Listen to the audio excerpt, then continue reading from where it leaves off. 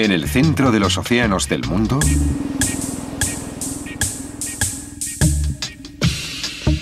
en zonas del tamaño de la Europa occidental,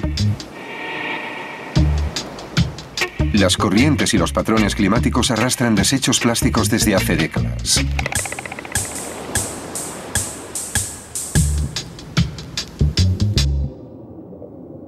¿Y ahora qué? Esta es la era del plástico. Los plásticos forman parte del enorme desarrollo que tuvo lugar en el siglo XX. Son como los residuos nucleares que no desaparecen. El plástico es un material fabuloso con el que se pueden hacer muchas cosas, desde válvulas para el corazón a bolsas y botellas. Es estupendo. Puedes comprar casi todo lo que necesitas hecho con plástico. Y son cosas bonitas. Tenemos que ser muy cuidadosos en la forma de usarlo. No podemos permitirnos derrochar este material. Se pueden conseguir plásticos adhesivos, plásticos degradables para contener medicamentos, para cultivar células.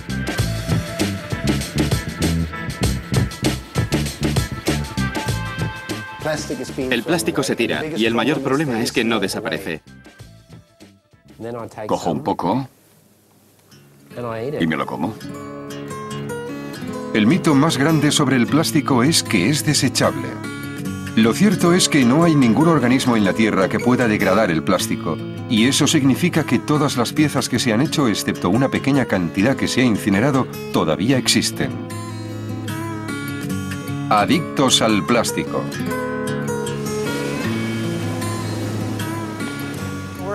Nos dirigimos al centro del Pacífico Norte, a la zona llamada el Basurero del Este. Desde hace 7 años, el capitán Charles Moore busca plástico en medio del Océano Pacífico. Estamos en un área a 1.600 kilómetros de Estados Unidos, en el centro de una zona de un tamaño aproximado al de Europa Occidental, llamado vórtice. Hay 5 vórtices en todo el mundo, al norte y al sur del Océano Atlántico, al norte y al sur del Océano Pacífico y en el Océano Índico. Estos vórtices de alta presión son creados por el clima y cuando la atmósfera es más pesada, como en la alta montaña, el peso de la atmósfera ejerce presión en la superficie de los océanos y forma una depresión cerca del centro. Se crea un efecto como el de los desagües. El agua forma remolinos y arrastra los desechos al área central, que es como un pozo y se convierte en una zona de acumulación.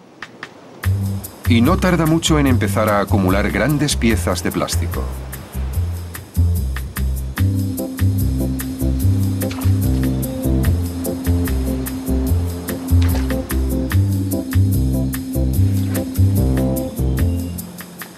Es una tapadera.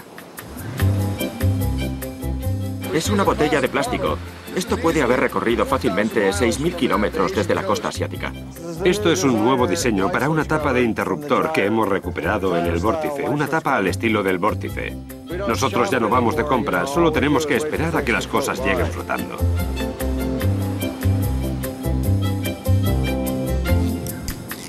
Están sacando redes, botellas, cubos, boyas de pesca, un tubo fluorescente, un rodillo de pintor, envolturas de plásticos, toda clase de porquerías. La mayoría de personas imaginan que todo flota en una zona determinada, pero no es así.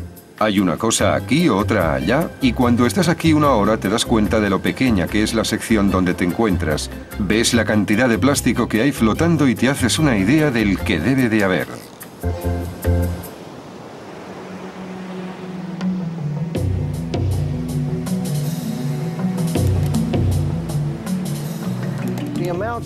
Hay que multiplicar por millones la cantidad de basura que encontramos aquí para hacerse una idea de la que hay en realidad.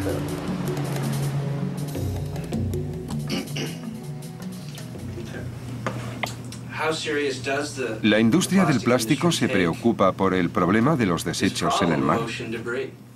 Es un problema enorme y nos lo tomamos muy en serio. Estoy convencido de que tiene mucho que ver con la educación. Hay que conseguir que la gente entienda que su comportamiento provoca la muerte de los albatros que ensucian y afean playas a las que ya nadie puede ir por culpa de su comportamiento. Y eso tienen que enseñarlo las familias, las escuelas, las iglesias, que se hable de ello en cualquier parte en donde la gente se entere de que no podemos portarnos como cerdos. Aunque muchos desechos proceden de la industria pesquera, el 80% se origina en tierra, se mete en las alcantarillas, recorre los ríos y finalmente llega al mar.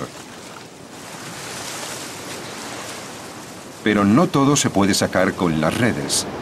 Cuando el equipo se sumerge o simplemente mirando alrededor, se ven pequeños trozos de plástico del tamaño de confeti por toda el agua. La luz del sol y las olas rompen el plástico en trozos más pequeños, pero sigue siendo plástico.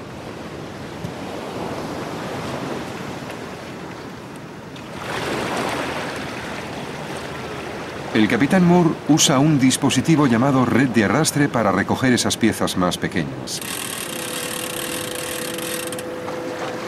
Cuando vacía el contenido de la red en recipientes, es evidente por qué Charlie dice que el mar es una sopa de plástico.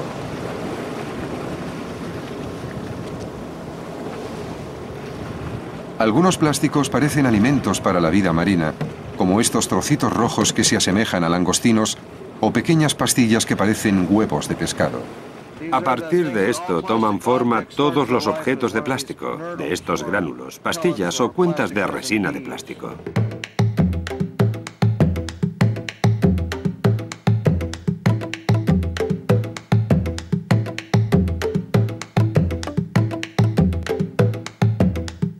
Esta es Nelly, un gránulo.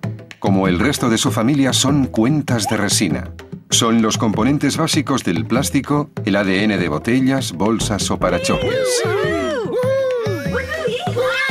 Los gránulos se inyectan en cubas a través de tuberías y se envían a las fábricas de plástico. En este momento de su ciclo vital, los gránulos tienen el potencial de convertirse en cualquier cosa. What are you gonna be? I'm gonna be part of a computer. I'm gonna be a lunchbox. I'm gonna be a fire engine. I'm gonna be part of a guitar. I'm gonna be a race car. I'm gonna be a cell phone. Desgraciadamente, Ned no tendrá su oportunidad. ¡Oh, no! ¡Ned! ¡Ned! Nelly! Nelly! Nelly.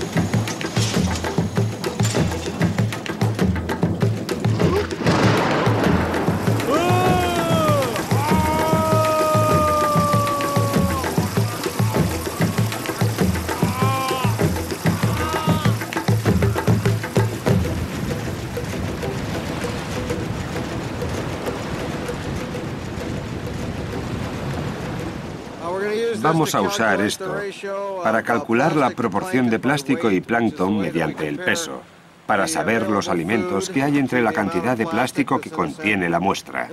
Creo que aquí vamos a descubrir que la proporción de plástico es 10 veces mayor que el plancton. 10 veces más plástico que alimentos naturales.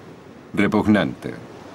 ¿Cómo ha podido llegar a uno de los lugares más remotos del planeta y haber más plástico que organismos? ¿Cómo eliminar de aquí todo ese plástico? Bueno, hace 100 años que se fabrica.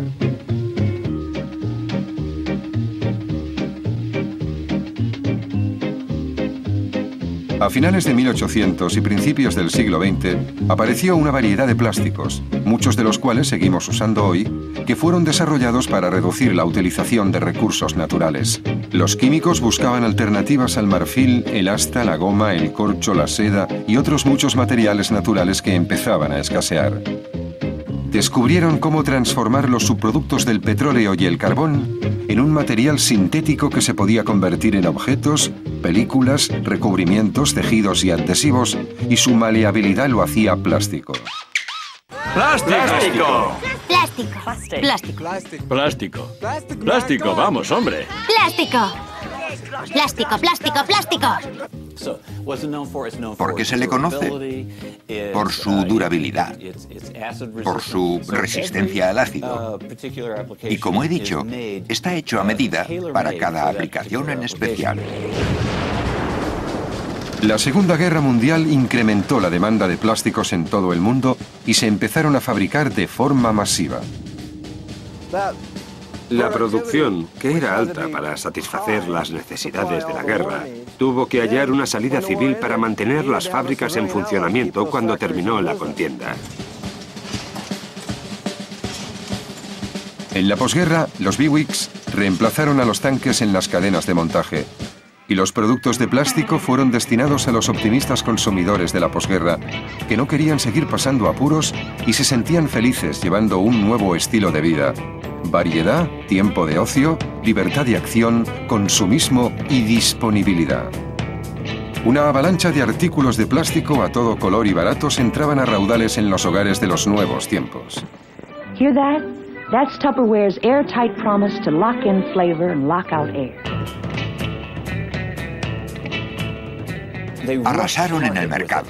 Alguien introdujo en los comercios cosas como flamencos rosas o el hula hoop. Animal, vegetable, and mineral.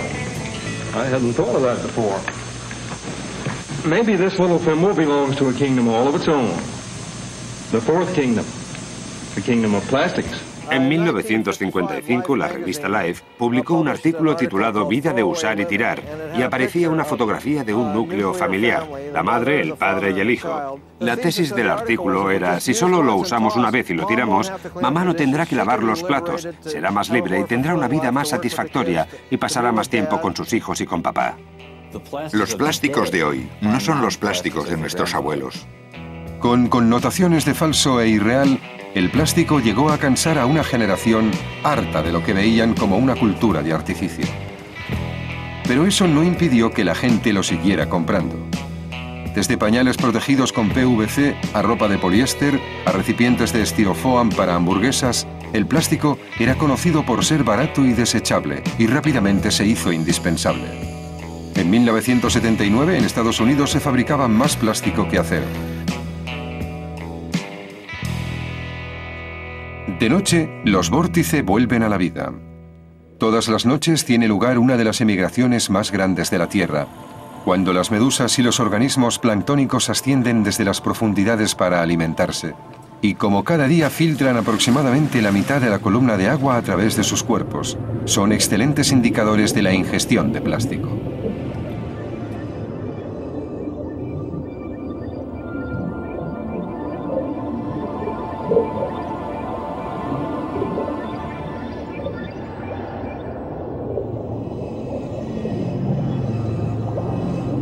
Los plásticos que hay en el mar se confunden con los alimentos. Es duro y difícil de digerir, pero aún hay más. Por su naturaleza, el plástico acumula contaminantes como pesticidas y herbicidas, que fluyen por los ríos procedentes de las granjas, y eso no es una buena noticia para Ned. Oh, man. Los gránulos atraen a los contaminantes del agua. Hey, you don't look so good, Ned. El 10% del plástico de los mares está formado por gránulos, y los gránulos parecen huevos de peces que comen los animales que los confunden con comida. Hey, buddy. Buddy. Ah! Y cuando un animal grande come muchas criaturas pequeñas que han comido gránulos infectados, se produce lo que llamamos una bioacumulación, que llega a nosotros a través de la cadena alimenticia. Everyone stay together. Stay together and we'll be all right. Oh, no! He's got me! Fight, Ned! Fight! Whew. Man, that was close.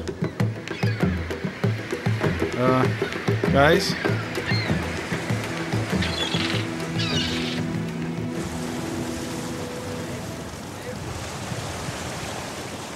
La comida se parece cada vez más al plástico, y el plástico del mar se parece cada vez más a la comida. Pero, ¿cómo afecta el problema a la ingestión animal?